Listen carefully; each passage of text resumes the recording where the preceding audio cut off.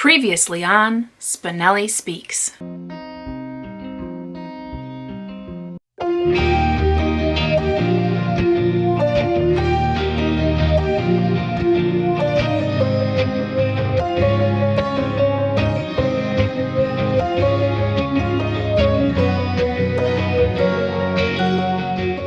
Hi everyone, Dani here. Welcome back to my channel. Thank you all for being here. It has been a crazy month. And for November, let me just say that craziness made my reading levels go way down. I was able to get 5 books in November, and this today is going to be my wrap up. So if you're new here, welcome, welcome. If you've been around the block, thanks so much for stopping by once again and checking out what I'm up to. Now, of these 5 books, I did read 3 audiobooks. So let's go ahead and talk about those first. Now, if you have watched my channel, you know that I have been doing a vlog series, so you may have heard of a couple of these already. Now, the first audiobook that I read in November was Death by Coffee by Erickson, and I really did enjoy that book. I felt like for a cozy mystery, it had all of the boxes checked. Small town, woman who thinks she can solve murders, woman who does solve murders, a little teeny bit of a romance, yet not full force, which is great. I hope we see that come to fruition at some point because they are super cute. But it follows the lead character, which I've already forgotten her name, and she recently moved to a small town and is the owner of a coffee shop / bookstore with her best friend. The first day in operation, somebody dies, and they die from a peanut allergy, and the peanuts were in the coffee that she served them. Now, lots of different things happen, and in every cozy mystery in a small town, all of those little secrets come out.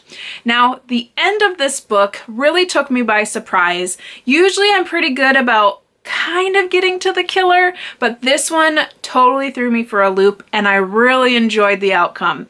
So if you're looking for a good cozy mystery, definitely pick that one. I'm excited mostly because it is a series and I have access to the rest of the series on my Hoopla account where I get all of my audio.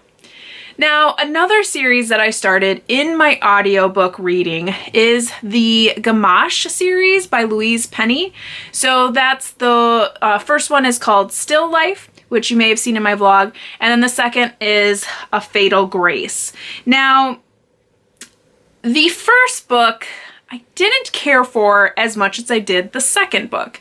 Now, in the first book, we meet all of the characters. We are brought into this Canadian town, Three Pines. We meet Inspector Ganache, who is a very interesting character. Let's just say that. He's very compassionate to the people that he is helping, investigating, that kind of thing. But there's one specific character that he's not very kind to. And like I said in my vlog, I'm not sure if it was the narration that kind of ground on my gears or if it was the actual writing. But I felt like Ganache was a little bit condescending to a specific character. Now, I'll talk a little bit more about that in the second book. But in the first book, like I said, we get to know all of the characters. There is a somewhat of a hunting accident that turns into be a murder. Again, with it being a mystery in a small town, everybody has their secrets. And for this one, as it came down to the wire, I really thought I knew who had done it. But alas, I was wrong. And that's quite all right because it was a pretty good story. I liked the characters. Different from like your simple cozy mystery, this mystery series really is well developed. I feel like you have a good grasp of where the characters are going, you have a good grasp of their background, and you're looking for more, which is really great. Now moving into that second in the series, which is A Fatal Grace.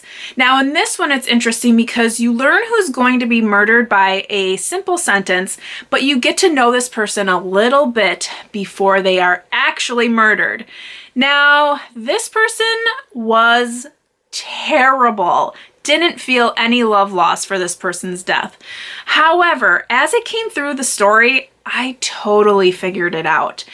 I don't think there's many stories that I figured out, and there's actually 2 separate murders that happen in this book, and you find out through reading that they might be connected.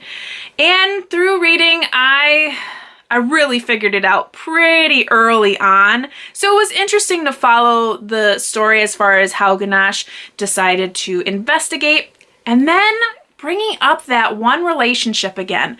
Remember how in the first book I said he's kind of condescending to this one specific character? Well, that character comes back and he decides to change his attitude towards them. And through that, we learn a little bit more about that character. It's not completely fleshed out, and I'm hoping that we see it in the next one, but now I'm kind of understanding a little bit more about his attitude towards them. Will I be continuing in that series? I think so. And here's why. As I said before, like a simple cozy mystery, you get to know the characters, but it's more like fluff. Whereas this story as a mystery, we're really getting to know these characters of Three Pines. There's this woman named Claire Morrow and her husband Peter Morrow. I'm really interested in their background. I really do admire them. They're really usually part of the investigation. And Gamache he's growing on me. He's not my favorite character, but considering he's the main character, he better grow on me. Now, moving on to the books that I read. Now, I'm going to start with the one that I really enjoyed, which is Kristina McMorris's Sold on Monday. I read this with Amy from Amy Bowman, and I will put her channel in the description below. We really enjoyed this book. Now, were there things that we didn't like about it? Yes, you'll have that in any book, which is why this brings it down to a 4-star for me. I really thought the writing was great. I thought the story was great. The engagement from me was spot on, as the book really propels you forward, with its flip-flops of chapters. One chapter you'll have one perspective, and then the next chapter you'll have another character's perspective. Those perspectives come from Ellis and Lily. This is set in the 1930s during the Great Depression, right after Black Tuesday, when all of the banks crash. And Ellis is a reporter. He takes a picture of these 2 children with a sign that says children for sale, and that really just starts an entire snowball effect of dastardly events. And with Lily being a secretary at a newspaper that Ellis is working at, they become entangled in this mess together. Now, throughout the story, I felt like it was really great. The story was compelling. You really liked the characters. You really felt for the characters and these children. But for me, the reason why I brought it down to 4 stars is I felt there was just too much going on. Towards the last, I would say, third of the book, there's just too much happening. There's too many elements that I felt were unnecessary, and even full characters that I felt were not needed at all for the storyline. However, overall, if you are looking for a good historical fiction, surrounding the New York and Philadelphia area, and really just children, orphan problems in general, this is a fabulous read. I highly recommend it. And lastly, the book that I am just dreading talking about because I know it is someone out there's favorite book, but I also know it is a lot of people's not favorite book, and that is John Steinbeck's East of Eden. Oh boy. Okay, so I read this with my fabulous friends, Emily from Novell Novels, Ange from Ange's Book Chatter, and Laura from Book Bubbler. Now, as we began reading, Laura got a little behind, and we told her, don't read it anymore. Stop where you're at, just DNF it, or put it down for now and read it at another time because it's not worth it. And what I mean by that is to not catch up to us, because This book, such a drudgery. And let me tell you, is this book jam-packed full of literary criticism that you could just pull apart and talk about for days and days and days? Absolutely. Is this a book that four friends want to read for pleasure? No, not at all. Not even a little bit. Now, coming from a background of literary criticism, I recognize the amount of symbolism and impactfulness that this story has. If I was an educator in a school, I would make my students read this because there are so many amazing things to pull out of this book. This book is just plain fantastic for those of us who want to talk about literature in a critical way. But for those of us who want to talk about literature because it's great and we want to talk about the characters and we want to enjoy it, it's not the best book for that. This is not a character-driven book. There are characters in it, but it is not character-driven. It's plot-driven. This book, again, similar to Sold on Monday, is set in the 1930s. It is set during the Dust Bowl when many, many people migrated from the Midwest to the Western coast, California specifically, to find literally greener pastures. And this book is about that migration. It's about the strife that these people had to go through from wherever they came from. This specific family came from Oklahoma, and they travel almost like the Oregon Trail. And so many things happen along the way that are terrible and just gut-wrenching and worth a good chat about.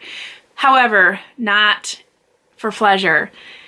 Once they get to California, we see that the grass might not actually be greener. So there's a lot of political talk. There's a lot of talk about, the difference between upper and middle class, lower class, poverty, the, starvation rates. All of those kinds of things are definitely part of this story. And that's why I say it is a plot-driven story. This book is about that migration. It's about one family, it could have been anybody, trying to make it in the world and the people who kept putting them down. We see Hoovervilles in this story. We see a lot of different stuff. My main criticism I'm reading this is the fact that the family did feel very generic. We don't find any real impact from them other than the fact that they are never going to get anywhere.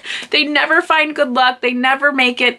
It's just a whole whirlwind of sadness. I mean, up to the very last sentence. Now, the last scene, the very last scene, the last couple of sentences are the most impactful of the entire story. We see death and we see life. And this is why this book is one of the most great American novels for literary criticism. And for those of us who are out there who love to talk about literature, this book is perfect for that. We just really didn't enjoy it. As a group read, we just didn't really enjoy it. So for those of you who do really love a great American story and you love impactful stories and criticism, definitely pick this up. It's fantastic. But for those of you who are looking to sit down with a blanket and a cup of hot cocoa, don't read this one. Anywho, so I would say for myself, I would give this anywhere from a 3.5 to a 4-star review. And that's specifically because the writing style is great. The story is great. My engagement level is just way down in the dumps. So, again, fantastic for literary criticism, but not so much for a group read of ladies who are just trying to have a good time. So anywho, those are the 5 books that I read in November. I'm really looking forward to my December TBR, so stay tuned for that.